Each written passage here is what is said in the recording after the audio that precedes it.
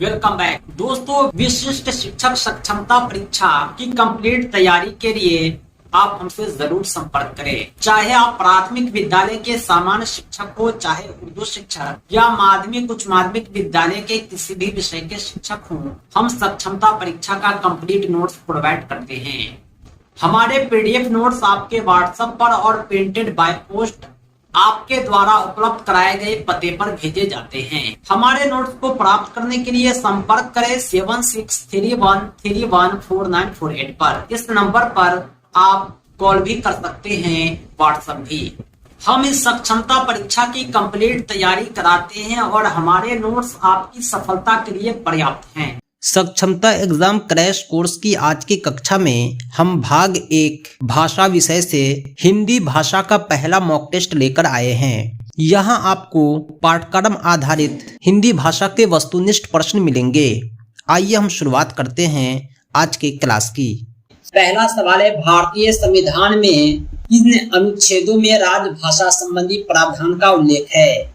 हमारा जो संविधान है उसमें राजभाषा संबंधी प्रावधान का उल्लेख 343 अनुच्छेद से लेकर अनुच्छेद 351 तक है।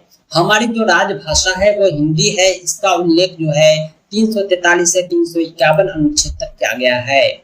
किस तिथि को हिंदी को राजभाषा बनाने का निर्णय लिया गया? संविधान सभा द्वारा हिंदी को जो राजभाषा बनाया गया था, इसका निर्णय 14 सितंबर 1949 को लिया गया। यही वजह है कि 14 सितंबर हिंदी दिवस के रूप में मनाया जाता है। नेक्स्ट क्वेश्चन है 3 नंबर, कौन सा वर्ण उच्चारण दृष्टि से दंत नहीं है? हिंदी के जितने भी वर्ण है उसका एक विशेष उच्चारण स्थान है। तो हो गया, थ हो गया, द हो गया, ध हो गया, न हो गया। जब आप ये सब वर्ण को बोलेंगे तो आवाज जो है दांत से निकलती है, आपकी जबान दांत में सटते हैं, इसलिए ये दंत वर्ण है। लेकिन ट जो होता है इस समूह में नहीं आता है। सही जवाब होगा ऑप्शन डी। नेक्स्ट क्वेश्चन है, हिंदी वर्णमाला में स्वर की संख्या कितनी है? हिंदी वर्णमाला में टोटल 52 वर्ण होते हैं। इसमें स्वर की संख्या 11 होती है। अ से लेकर के उ तक 6 स्वर होते हैं। री को भी एक स्वर माना जाता है। इसके अलावा ए, ऐ, ओ, औ इन चारों को स्वर माना जाता है।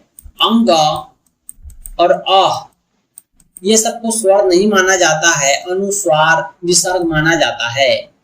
यानी सही जवाब ऑप्शन सी है। अब बढ़ते हैं नेक्स्ट क्वेश्चन की तरफ, जिसमें शुद्ध वर्तनी का चयन करना है। 4 शब्द दिए हुए हैं। प्रतिष्ठा को लिखने का सही वर्तनी होता है वो ऑप्शन बी में दिख रहा होगा। निरोग में प्रयुक्त संधि है। निह जो रोग निरोग होता है, यह अह बतलाता है कि यह विसर्ग संधि है। नेक्स्ट क्वेश्चन है 7 नंबर, प्रत्युत्तर का सही संधि विच्छेद होगा। प्रति जोड़ उत्तर प्रत्युत्तर होता है। सही जवाब है ऑप्शन बी।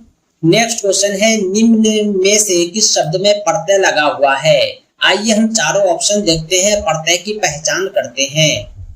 पहला ऑप्शन है सागर, नगर, अगर मगर, जादूगर। लास्ट में तो गर सब में लगा हुआ है, लेकिन हर को प्रत्यय नहीं मान सकते हैं। प्रत्यय जो होता है शब्द के बाद में लगता है। अगर आप गर हटाएंगे तो क्या सा का कोई मीनिंग रह जाएगा? ना का मीनिंग रह जाएगा? अगर म का मीनिंग रह जाएगा? आप कहेंगे नहीं। लेकिन जादूगर में गर को हटा दीजिए। जादू एक मीनिंगफुल शब्द है, यानी कहने का अर्थ ये हुआ कि जादूगर में गर प्रत्यय है। समास का शाब्दिक अर्थ क्या होता है? समास का शाब्दिक अर्थ होता है संक्षेप। किसी भी बात को समास के द्वारा संक्षेप में लिखा जाता है।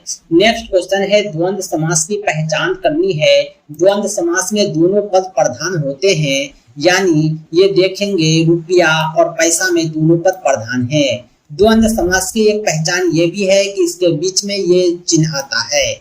नेक्स्ट क्वेश्चन है जिसमें यौगिक शब्द की पहचान करनी है। यौगिक शब्द उस शब्द को कहते हैं जो किसी न किसी शब्द से बनता है। विद्या से विद्यालय बना आलय लगाने पर, इसलिए ये यौगिक शब्द है। नेक्स्ट क्वेश्चन है, बुढ़ापा भी एक प्रकार का अभिशाप है। इस वाक्य में बुढ़ापा शब्द की संज्ञा बताएं। बुढ़ापा जो होता है बूढ़ा होने का भाव बतलाता है, इसलिए ये भाववाचक संज्ञा हो गया। सच्चरित्र में मूल शब्द बतलाएं। यानी सच्चरित में कौन सा शब्द लगकर सच्चरित बनाता है, यानी इसमें मूल शब्द जो होगा वो चरित्र होगा, इसमें शब्द लगाने से यह सच्चरित्र बनता है। नेक्स्ट क्वेश्चन है 14 नंबर, यह कारक चिन्ह से रिलेटेड है। के लिए किस कारक के लिए प्रयोग होता है? कर्ता ने कर्म को, करण से, संप्रदान को के लिए, इस तरह जो आप याद कर रखे होंगे। इसमें आपको बतलाया गया था कि के लिए संप्रदान कारक का चिन्ह है। यह घोड़ा अच्छा है, इस वाक्य में यह क्या है? यह जो होता है घोड़ा के लिए यहाँ प्रयोग किया गया है, यह किसी संज्ञा के स्थान पर आया है, इसलिए इसे सर्वनाम कहेंगे। नेक्स्ट क्वेश्चन है विकारी शब्द की पहचान करें। संज्ञा, सर्वनाम, विशेषण, क्रिया ये सब विकारी होते हैं। नेक्स्ट क्वेश्चन है किरण का पर्यायवाची क्या होगा? किरण को प्रभावी कहा जाता है।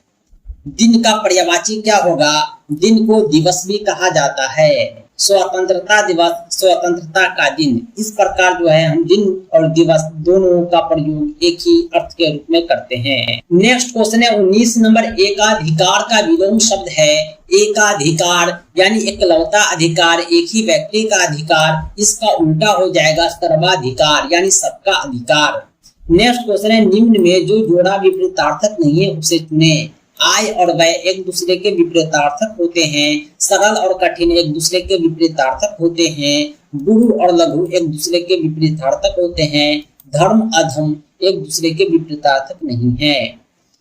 नेक्स्ट क्वेश्चन है जो बहुत बातें करता है वो क्या कहलाता है? जो व्यक्ति बहुत ज्यादा बात करता है उसे वाचाल कहते हैं। तुम यह काम मत करो, यह क्या है? इस तरह के वाक्य जिसमें किसी को काम करने से रोका जाए उसे निषेध वाचक कहते हैं। निषेध का शाब्दिक अर्थ होता है मना करना। तो दोस्तों आज के लिए इतना ही। कंप्लीट तैयारी के लिए विशिष्ट शिक्षक सक्षमता परीक्षा कंप्लीट नोट्स के लिए आप हमसे जरूर संपर्क करें 7631314948 पर।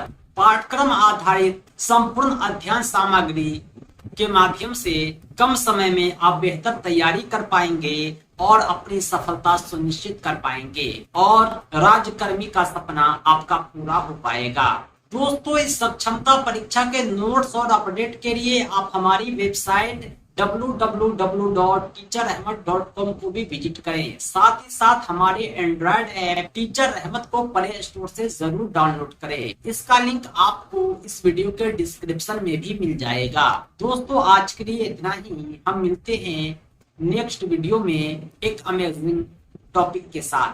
Thanks for watching. धन्यवाद।